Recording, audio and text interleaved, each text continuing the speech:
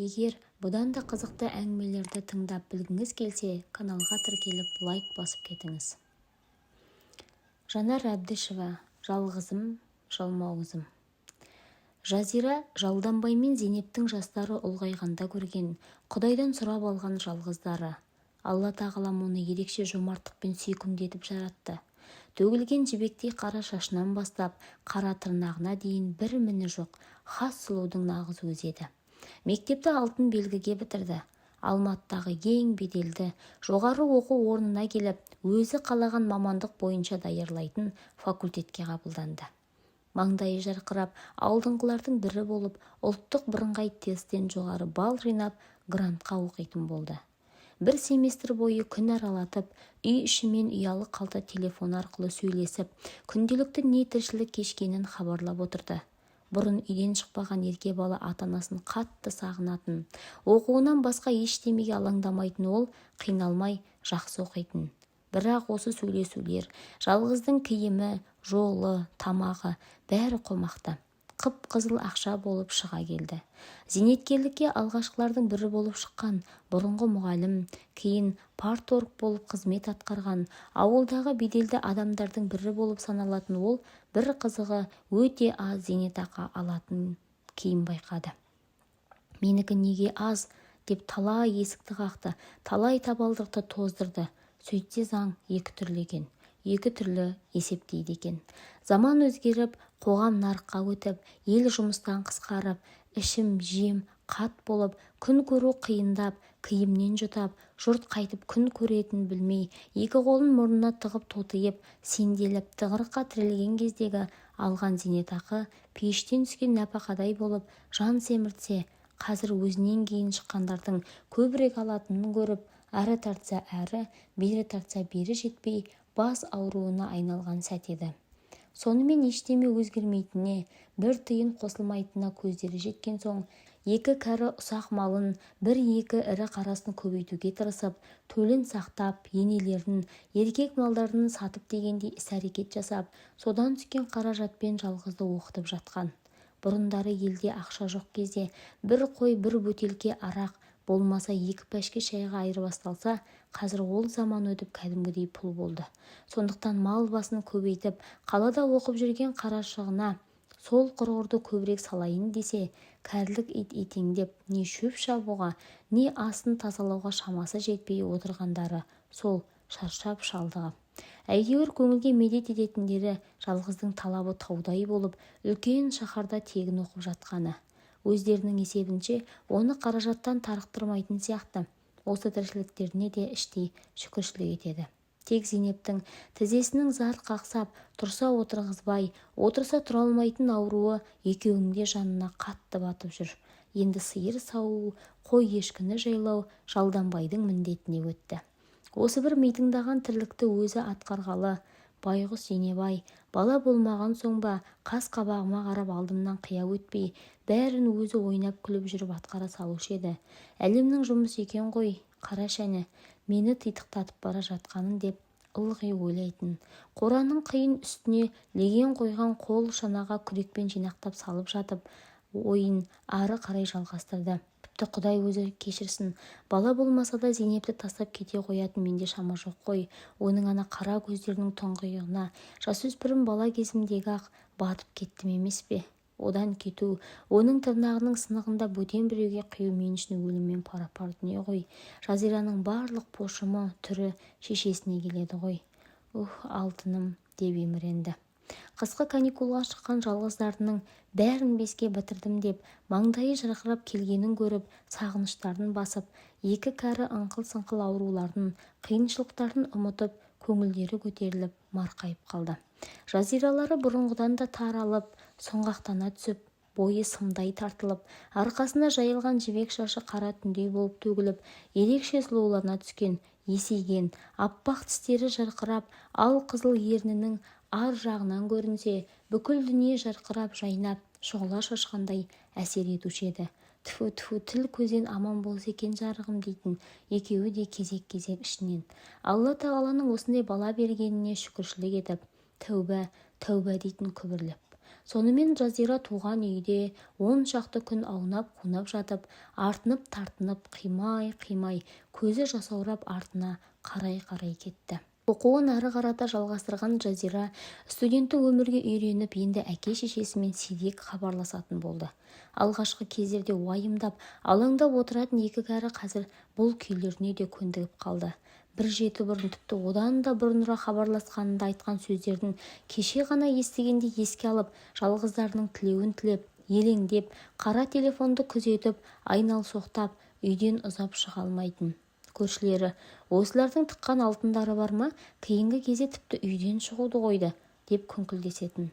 Ал Жазира болса, оқуы басқа тілде болған соң, бірінші семестрде бас алмай оқып, қиыншылықтарды жеңіп, өзімен бірге оқығандардың алды болып, жақсы баға алған соң, көңілі жайланып, айналасына бажайлап қарай бастаған. Сөйтсе, бұл факультетте оқитындардың бәрі крутойлардың, яғни елшілердің, министрлердің, бизнесмендердің, тағы басқа сондай мықтылардың балалары екен. Олардың киген киімдері де, сөйлеген сөздері де, жүрістері, қылықтары да, ұстаған қаламдары да, тартқан темекілері де, иістері де, тіпті өздері де ерекше. Әрі басқа факультеттердің студенттерінен саны жағынан да аз, және айырмашылықтары да жер мен көктей екенін байқады. Көбі судай жаңа қымбат көліктерімен келеді. Бұлардың қасында өзі де, тіпті бұларға сабақ беретін ұстаздардың біразы, әкесінің сөзімен айтқанда осылардың қолына су құюға жарамай қалады. Немесе студенттердің сөзімен айтқанда олардың қасында серая мышка болып қалады. Жазираның тағы бір байқағаны бұларда қазақи қасиет, қазақи мінез, жалпы қазақшылық жоқ. Осынша уақыт бірге оқып жүрген кездерде осылардың біреусінің бірде-бір рет қазақ тілінде сөйлегенін естімепті. Ұлты жоқ адамдар сияқты. Бәрі паң, бәрі қырланған, сырланған, бәрі бай, төрт құбыласы түгел, басқа ғаламшардан ұшып келгендер сияқты. Жатақханада тұратын, ақша жетпейтін, киімі нашар студенттер бұлар үшін адам ретінде түк бағасы жоқ, бос орын сияқты. Мың жерден жақсы оқысаң да, сұлу болсаң да сен адам емессің. Сенімен ешкім амандаспайды, сені ешкім көзге де ілмейді. Бұлардың сұлулық, өмір туралы түсініктері де өзгеше. Кім не ғұрлым крутой болса, сол адам, мейлі оның түрі ат басып кеткен бақа сияқты болса да, сол сұлу. Және бұлар өз ортасына бөтенді кіргізбейді. Апасының ылғи айтып отыратын тең-теңімен, тезек қабымен дегені осы жерге айнымай келеді. Кейде курстастарының әңгімелерінің құлағы шалып қалады, айтатындары еліміздің саяси хал-ахуалы, аты жөндері, тек басылым беттерінен оқитын, өкімет басындағы құзырлы орындарда отырған шенеуніктердің жұмысы, отбасылық байлығы, балалары, жасырын махаббаттары жайлы болады. Олары әдетте «Наши казахстанцы папа ведет» деген сөздермен басталады. Алғаш естігенде құлағына түрпідей тиіп ойпырмай, қазақ елі, елбасы, біздің президент десе дұрыс болар еді. Мыналары қызық екен деп ойлайтын. Уақыт өте келе құлағы үйреніп, онша мән бермейтін болды. Содан кейінгі сүйсініп, жыр қылып айтатындары саунаға, массажға, қымбат мейрамханаларға барғандары, шетелдің танымал әншілері, қазіргі киім үлгілері еді. Тіпті кейбіреулерінің әкелері, көкелері әлі оқулары бітпеген сарауыз балапандарына орын тағы жоғары жұмысты қарастырып қойыпты. Оны өздері жасырмай мақтанышпен ауыз толтырып, жарыса айтып отырады. Развод, оқымай, кітаптың бетін бір ашпай, баға қойғызу үшін мұғалімдерге ақша беру туралы да осылардан бірінші рет естіді. Сабаққа сирек келетін бір мықтының қызы, аты Анеля. Тапсырылмаған емтихан, зачеттарды жабу үшін өзінің қолы тимей, құрбысы Регина, оның әкесі сол мықтының қол астында істейді екен. 1000 жасылды, яғни долларды беріп жіберіпті. Оны разводить етіп жүгіргеніне 2 күн болыпты. Қатты шаршапты. Енді бір крутой жерге барып демалмаса болмайды екен. Осы әңгімелерді естіген Жазира әкесінің студенттік жылдарда бір тілім нанды бөліп жеп, біріміздің костюмімізді біріміз киіп, қызға барушы ек деген әңгімелерін еске алып, мырс-мырс күлді. Өзінің Анелиядан оның көйлегін сұрап тұрғаны, оның сүрмеленген қасы көзінің таң қалғаннан, яғни шок болғаннан өзгеріп, бұған қараған сәті көз алдына елестеп, әрі күлді, әрі қорланды.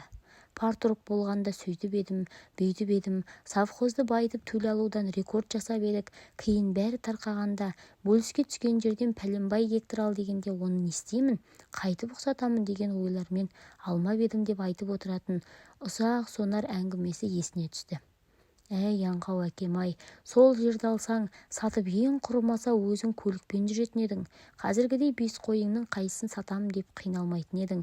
Түкке жетпейтін, күлкілі зейнетақыңды ары есептеп, бері есептеп, ештемеге жеткізе алмай шаршамайтын едіңдер деген ойлармен бірінші рет жан әкесіне көңілі толғап, оның сонша жыл қызмет істеп, кедей болғанына ренжігендей, намыстанғандай, қорланғандай, ары жерге тапталғандай болды. Көзіне ыстық жас толып, көкірек тұсы ашып, қатты қамықты. Кедей болу мына крутой ортада, мына заманда үлкен кемшілік, ұят, тіпті адам қатарынан да шығып қалатын сияқтысың. Осыны қанып білген сайын ол қалай баю керек екені туралы жиі ойланатын болды. Жазира лекциядан шығып жатақханасына бара жатқанда, кештерде әртүрлі жерлерде кездескен жігіттердің өзін көргенде көзін ала алмай, жіпсіз байланып қалатынын талай көрген, ішінен талай күлген. Оны көрген кезде өзі де солардың кебін кигендей болды. Жүрегі лүпілдеп, бір қызарып, бір сұрланып, осы қалпынан өзі қысылып, көзі жасаурап, бақырайып қарап тұрған мұны көрсе де, ол сыр бермей, көзінің қиығымен бұл тартқан жақты бір шолды да жанынан өте шықты. Бұл осы крутой факультеттің 3-ші курсында оқитын Сапар деген жігіт еді. Сырт келбетінің ерекше тартымды екенін өзі де білетін сияқты. Артына бір бұрылып қарайтын-ақ шығар деп үмітпен телміре қарап тұрған бұған мойында бұрмады. Кейін бір-екі рет кездейсоқ кездескенде де көңіл бөлмей өте шықты. Көзімен ішіп жеп, желімдей жабысып қалатын жігіттерге ұқсамайтын оның мына қылығы Жазираны одан әрі ынтықтыра түсті.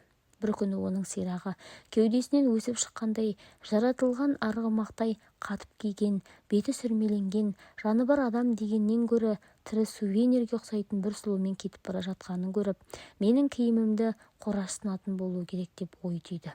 Осы күннен бастап әке-шешесіне киінуім керек, ақша салыңдар деген хабарлар жиі келетін болды. Балаларының қатар құрбыларынан кем болып, төменшік болғанын қаламайтын екі кәрі, қолдағы бар малдың көбін сатып, ақшасын жіберіп, зейнетақыларын қоса салып, жалғыздарының көңілінен шығып, қабағына кірбің түсірмеуге тырысып-ақ бақты. Сапар мені байқамады деген Жазираның қобалжуы бекер болып шықты. Оның қасына келіп бірінші айтқан сөзі: «Ты имидж поменяла, молодчина, такая красива стала» еді. Екеуі енді жұбы жазылмай бірге жүретін болды. Осы сәттерде ғашықтықтан бас айналған қызға бүкіл дүние, бүкіл ғалам күлім қағып, құшағын айқара ашып, айнала ән салып, мұны тербетіп, бақыт тілеп тұрғандай әсер етуші еді. Бір күні қаланың беделді, бай адамдарының мекен жайы салынған ауданында орналасқан, Сапардың жайлы әрі қымбат жиһазға толы пәтерінде өткен студенттік фуршеден кейін Сапар Жазираға: «Үйленеміз, алдымен сенің пәктігіңе көзім жетуі керек» деді. Сүйгені мына сөзін қалай қабылдарын білмей, санасы сан-саққа бөлініп, әлде дұрыс түсінбей тұрмын ба деген оймен, ақша беті нарттай жанып, тұла бойы күйіп жанып, жүзін көтеріп оған қарады. Жанарында мың сан сұрақ, саусақтары суынып, қолын ұстай алды. Ол былай деді: «Сапар, менен бұрын ешкіммен кездескен жоқсың ба?» деді, уысында қыздың саусақтарын сындырып жіберердей қысып. Жоқ, деп Жазира өңі оттай жанып, дауысы әрең шығып. «Ондай болса қазір көреміз» деген жігіт қарсы алдында жыртқыштың тырнағына ілініп, қорыққан көжектей болып, лүпілдеп соққан жүрегі кеудесіне сыймай дүріл қағып тұрған қызды бас салды. Денесімен дене болып басқан ауыр салмақтан тұншыққандай күй кешіп жатқанында кенет бұған мүлдем жат, түрпідей қадалған, таныс емес дүние оқыс бұлқынғандай күй кешіп, ерекше күш алып, тұмса денесін қақырата жарып, жарақаттап ене берді. Тіпті әлдене алқымына тірелгендей болды. Жүрегі көтеріліп құсқысы келді. Шоршып, қарсылық көрсетпек тұрмақ жаны мұрнының ұшына келгендей күй кешіп, тыпырлап, жан тері бұрқ ете түсті. Тіпті мүлдем тынысы тарылып бара жатқан соң, аузын арандай ашып, ауаны қармай жұтып, астындағы жайманы діріл қаққан саусақтарымен умаждай берді. Кенет ол жылан шағып алғандай атып тұрды. Өңі әлем тапырық.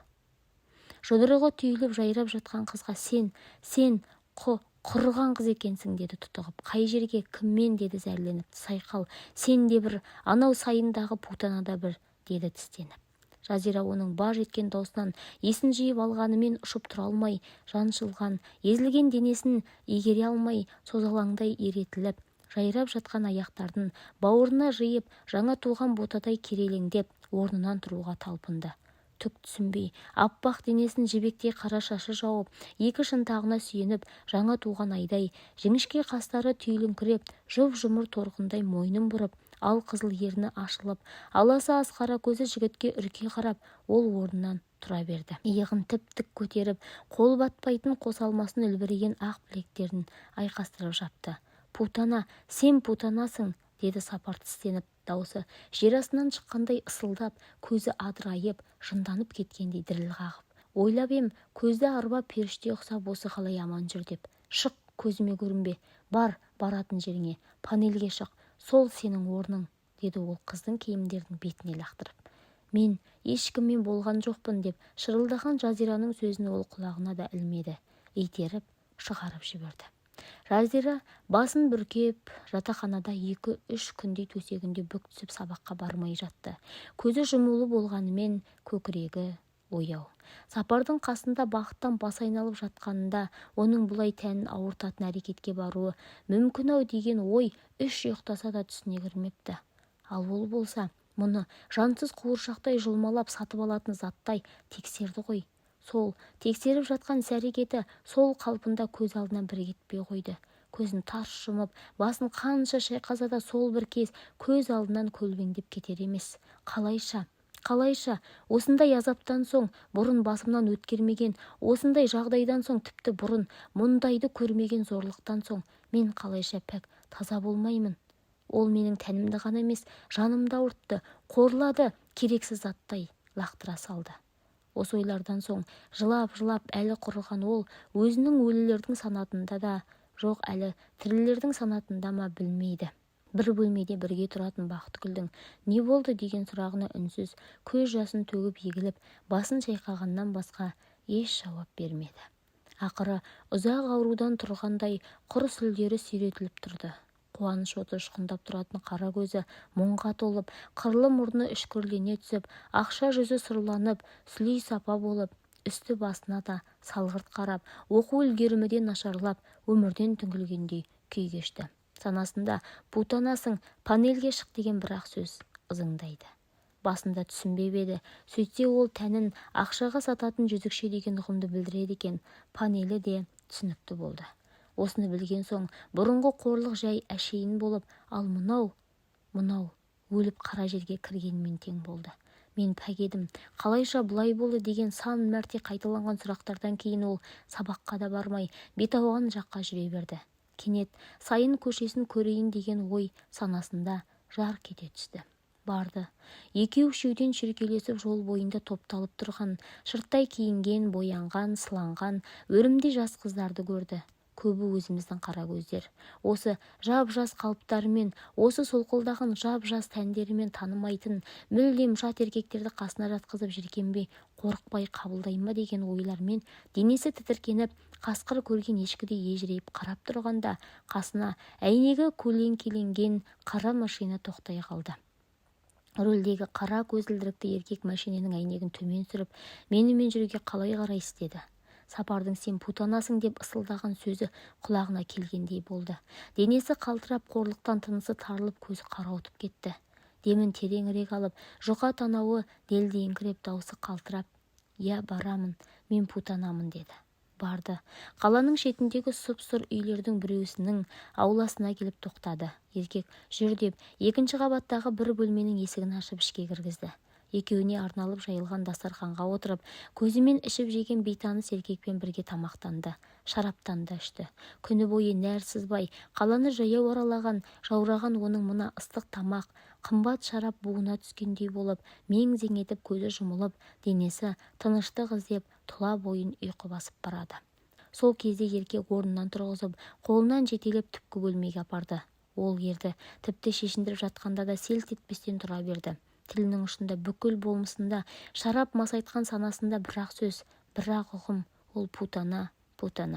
Мен путанамын, деді көзін әрең ашып еркекке қарап тілі күрмеліп. Ол маған солай айтты. Панельге шық деді. Мен просто көрейін дегенмін, деді ол сөзінің аяғын жұтып. Бұлай болады деп ойламадым, деді ол қабағын көтеріп, басын шайқап. Ешқашан, деді. Масайған, қорланған ол бәріне қарсылықсыз көнді. Көзін ашса, өзіне төніп еркек отыр. Кеше байқамапты, жасы біразға келген адам. Қалқам, кеше бірінші рет шықтың ба, деді даусы дірілдеп Жазира.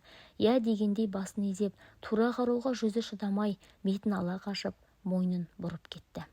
Әлі бетің ашылмаған пәк күйіңде көшеге шығып, осы ескі кәсіппен айналысуыңа не себеп болды? Осы келбетіңмен, осы пәктігіңмен кез келген ер жігітке жар болып, бақытты болатын қыздың біреуісі екенсің. Неге бұндайға бардың, деді еркек. Пәк, әлі бұзылмаған қыз бекенмін, деді Жазира төсекке шоқиып отырған күйі, өңі боп-боз болып, оған бақырая қарап. Я, деді еркек мырс етіп күліп. Осы жасқа келгенше қыз бен әйелді ажырата алмасақ, несіне өмір сүріп жүрміз, деді ол мұрнын тыржитыңқырап. Маған ол путанасың деп еді. Қалайша, деді қара көзіне жас толып, астыңғы ернін тістеп. Саған сол сөзді кім айтса, өзі сондай болған, бірақ бүгіннен бастап путана болдың. Түстен кейін кетемін, қаласаң алып кетейін. Бір шартым бар, отбасыма көрінбейсің, әрі мына кәсібіңді қоятын боласың. Бірақ бақытыңды тауып жатсаң, аяулы жан ретінде өзім ұзатайын, деді. Бақытымды ма? Деді ол іштей тығылып. Тапқам, бірақ ол маған сенбеді. Енді табылмас, деді қап-қара көзі, кіреукеленіп жасқа толып. Апамның ұлыстың ұлы күні Самарқанның көк тасы жібіпті деп айтып отыратын бар еді. Сол күні сапардың құшағында мен де сол көк тастай балқығанмын. Содан ба, әйтеуір бақытым басымнан балбұл ұшты. Жүрегім қансырап, жаным жараланды. Ол аздай тағы ағат басып, жаман жолға түсіп путана болып тұрмын. Бұдан да өліп қалғаным жақсы еді деп ойлады. Бірақ клиентіне ештем айтпады, тек басын шайқады. Жоқ, бара алмаймын, оқуым бар, деді ол жерден көзін алмай. Түсінікті, оқуыңның ақшасын төлейін деп шыққан екенсің ғой. Алдабай ұқсай, деді елжіреп, қызды ілбіреген иығынан сүйіп. Жазира шошып орнынан ұшып тұрып киіне бастады. Тұла бойы түршігіп, іші бауыры қалтырағандай күй кешті. Өзінен өзі жеркенді. Мен нағыз анаудың өзі жүзікше болдым деген ой, санасын қараңғы түндегі прожектордың өткір жарығындай осып-осып кетеді. Қолы дірілдеп, апыл-ғұпыл киініп жатқан бұған аяғандай болып қарап отырған еркек орнынан тұрып, орындықтың арқалығына асылып тұрған костюмның қалтасынан бір бума ақшаны алып, жәшіктің үстіне қойды. Жазира ақшаны алды да, бұл аз, тағы да қосыңыз, деді ширығып. Пай, бірінші жұмыс күніңнен ақшаға деген араның осылай ашылса, жақын арада ең бай әйелдердің қатарына қосылатынына күмәнім жоқ, деп қарқылдап күліп, тағы да көк қағаздың бірнешеуін ұсынды. Жазира жанары суып, өңі сұрлана түсіп, жауығы қарап ақшаны алды. Еркек кешегі алған точкасына қызды әкеп тастады да, қолын ербеңдетіп қоштасудың ишарасын жасап, көзден ғайып болды. Жазира сабаққа бармай бет ауған жаққа жүріп бірнеше көшеден өтті. Асфальтқа тиген өкшесі путана деп тықылдап келе жатқан сияқты естілді. Жол бойындағы оңаш алаңқайдағы орындықты көзі шалып қалды. Діңкесі құрып, көзі қарауытқандай болып, екі аяғы қарасан болып бастырмай, бүкіл денесі зіл көтерем болып, әр қимылын ауырсынып отыра кетті. Өзінің жүрегінің соғысы, самайындағы тамырының лыпылы, путана, сен путанасың, сен путана деп тұрғандай болды. Көзінен үнсіз аққан жасын қолының сыртымен сүртіп қояды. Қанша отырған өзі де білмейді. Біраздан кейін кеудесі босағандай болды, денесі тоңазыды. Айналасына қараса, кеш батып қалыпты. Бет орамалын алайын деп қалтасына қолын салып еді. Бағанағы еркек берген ақша томпайып қолына тиді. Алып санаса, біраз қаражат екен. Не істерін білмей біраз отырды. Үйіне салса, қайдан келген ақша деп әке-шешесі мазасын алатын айдан анық. Жатақханада сақтай алмайды. Енді не істеу керек? Біраз отырған соң, банкке барып өз есеп шотымды ашуым керек деген шешім қабылдады. Барды, ашты. Жатақханаға келген соң сапарды ұмыту үшін бір жағы оның жанын жаралау үшін иектеген жігіттердің бетін қайтармады. Сөйтіп жаман атағы шықты. Бұрын бетке ұстап жүрген үздік студенттің сұйық жолға түсуі, бұрынғы куратор, қазіргі эдвайзер арқылы деканатқа жетті. Жат қылық үшін оны жатақханадан алыстап, оқудан шығарамыз деп мәселе көтеріп жатқанда Жазира аяқ астынан қатты ауырып қалды.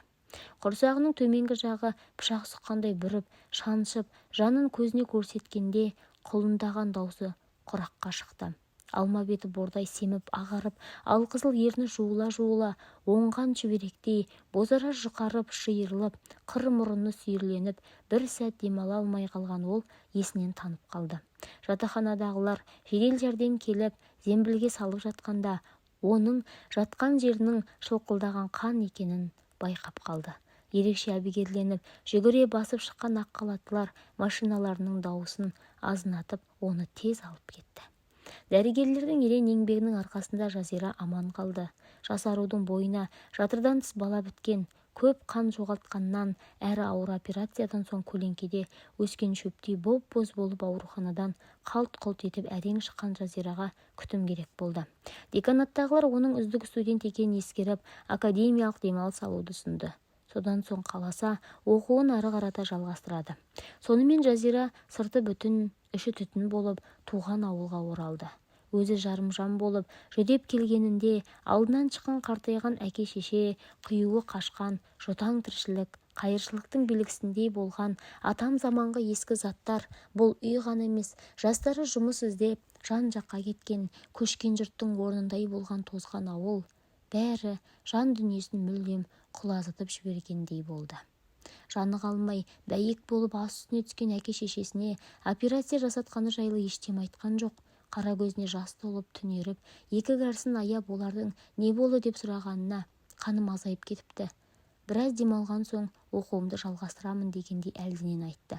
Боп-боз болған жалғыздарының түрін көріп, олар енді ол қайда барса сонда бармақшы болып шешім қабылдады. Көп ұзамай олар қалаға көшіп кетті. Жазира оқуын қайта жалғастырды. Қаланың шеткі аудандарының бірінен сатып алған 2 бөлмелі пәтерлерінде 3-еуі тұрып жатты. Ол күндіз оқыса, түнде жұмысқа кеттім деп үй бетін көрмейтін болды. Жазираның түнде жұмысқа кетуі әке-шешені қатты әбігерге салды. Әсіресе жалданбай кемпірінің апшысын қуырып, жаскен қайда жүр, не қылған жұмыс түн кезгенде. Қыз басымен қаңғырып жүргенде біреу өлтіріп кетсе қайтесің? Не істеп жүр, сұрасаңшы, деп жанын жейтін. Ақша жетпей жатқан жоқ, істеп жатқан шығар, деген оның жайбарақат жауабынан кейін шалдың көзі шатынап, шекесінің тамырлары адырайып қатты ашуланып кетті. Айт қызыңа, аштан өлмеспіз, түнімен жоғалғанын қойсын, әйтпесе білмеймін не істейтінімді, деп жұдырығымен столды қойып қалды. Селкете түскен кемпіріне адырая бір қарады да далаға шығып кетті.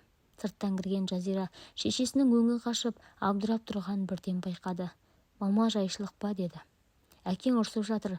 Адам жоғалып кетіп жатқан заманда қызың түнімен қайда жүр, не істеп жүр деп құлағымның етін жеп қойды. Түсіндірші өзің, деді көзі кіртиіп. Жазира мөлдіреген жанары жалт ете қалып, иығын жапқан, жібектей төгілген қара шашын арқасына қолының сыртымен серпіп жіберіп шешесіне қарап қалды. Ойланып қалғаны көрініп тұр. Соның арасынша сырттан әкесі кірді. Зейнеп күйбеңдеп, дастарханын жайып дәмге шақырды. Шай үстіндегі үнсіздікті Жазира бұзды. Әке, деді жібектей дауысын созып, ренжіп жүргеніңізді естідім, деді төмен қарап. Мен оқитын жерде бәрі күшті күйінеді. Олардан кем болғым келмейді, деді, мұрнын пыс еткізіп тартып. Сондықтан күн аралатып түнгі жұмысқа шығуға рұқсат етіңіз, деді. Жұмыс онша ауыр емес, телеграмма жіберетін жерде істеп жүрмін, деді, дауысын бәсеңдете түсіріп. Әкесі қабағынан қар жауып ары отырды, бері отырды. Жалғызының сөзіне сенбеске амалы қалмады. Біраздан соң, жарайды, өзің біл, тек бір пәлеге ұшырап қалмасаң болды. Сенің амандығыңды ойлаймыз, басқа не дейсің, деді, өңі қабаршып. Басында 2 кәрі алданып, уайымдап, келгенше кірбіктері ілінбей күтуші еді. Уақыт өте келе бұған да еттер үйреніп, кетіп бара жатқан жалғыздың артынан қарап, іштей тілеуін тілеп, үндемей қала беретін болды. Себебі бұрын анда тартса анда, мұнда тартса мұнда жетпейтін ақша Жазираның жұмысының арқасында кең молынан жететін болды. Өзі де қуыршақтай болып киініп алды. Тіпті су жаңа көлікте алды. Үйдегі 40 жылғы заттарды да жаңалады. Ішіп жемнен де кенде емес. Аяғын баса алмай кібіртіктеп қалған ана мен барлық үй шаруасын өзі атқаратын әкенің бос уақытындағы ермектері теледидар. бір күні ктк арнасын қосып жайлы диванға иықтасып отыра қалғандары сол еді. Экранда қойша тоғытып көптен бері іздерін жасырып қолға түспей жүрген ескі кәсіппен айналысатын интер әйелдер құрықталды деп бір топ өрімдей қара көздерді қосақтап ұстаған полицейлердің жұмысын көрсетіп жатыр екен. Олар болса камерадан қашып беттерін қолдарымен көлегейлеп киімдерімен жауып көрінбеуге тырысып жатыр.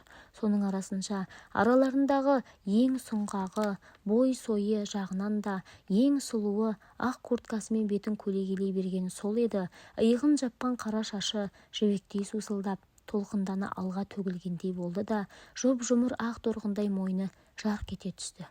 Оператор әсіресе желкесінің шоңқырының астындағы тарыдай қара меңін тайға таңба басқандай етіп анық көрсетті. Екі кәрі біріне-бірі бажырайып қарап қалды. Өздері талай сүйген Жазираның желкесіндегі қап-қара меңінен айнымайтын анау теледидардағы көрініс көз алдарынан кетпей, айран асырық алып естен айырылудың азақ алдында отыр. Ақ курткада сыбызғыдай тартылған балғын дене де соншалықты таныс, соншалық жақын. Әй, өшірші, шаршады, қайдағы бәлені қайдан көрсетеді өзі? Тапқан сөздерін қарашы, ескі кәсіп. Ол болып бекен қазақта? Бізді қойшы, кәрі қойдың жасындай өмір қалды. Өтер күн итшілеп. Осы біздің қатарымыз, біз сияқты қарапайым адамдар не қалдырдық балаларға? Түк те жоқ. Енді не болды? Оларға қиын болды ғой. Зейнетақы анау, жалақы мынау түкке жетпейтін. Теледидарға қарасаң, ана шенеулік пәленше миллион ақшаны жымқырып, шетелге қашып кетіпті. Мынау пәленше ақшаны жымқырып қашып кетіпті. Су жасайтын ақшаны пәлен жеп қойыпты. Міне айтатындар сол. Оларды ұстайтын, халықтың байлығын тексеретін адам қайда? Үкімет қайда қарап отыр? Шықпа жаным, шықпа деумен ел келе жатыр қалт-құлт етіп. Сонында билік басындағылар білмей ме? Енді күйіну үшін, тамақ жеу үшін, өмір сүру үшін адам өзін де, сәбиін де, бүйрегін де, ішегін де сататын шығар деп түңіле сөйлеген, заманға киеген шалының сөзінен кейін төсекке жатқан екеуінің де ұйқысы қашып, мазасы кетіп, жүректері суылдап, көз алдарынан аппақ мойындағы тарыдай қап-қара мең кетпей қойды. Бірнеше күннен кейін жалғыздарының басқа қалаға жер аударғаны жайлы үкімді естігенде, әке байғұс бір жағынан қисая берді де, кескен теректей сұлап түсті. Сол қорылдаған күйі бақилыққа аттанып жүре берді. Тобан аяқ болып қалған байғұс ана шалын жер қойнына берген соң, оны мұнысын буып түйіп, туған туыстың көмегімен пәтерін біреуге табыстап, қу жалғыздың артынан жүрегі қан жылап шықпаған қу жанын сүйретіп, бөтен қалаға жол тартты.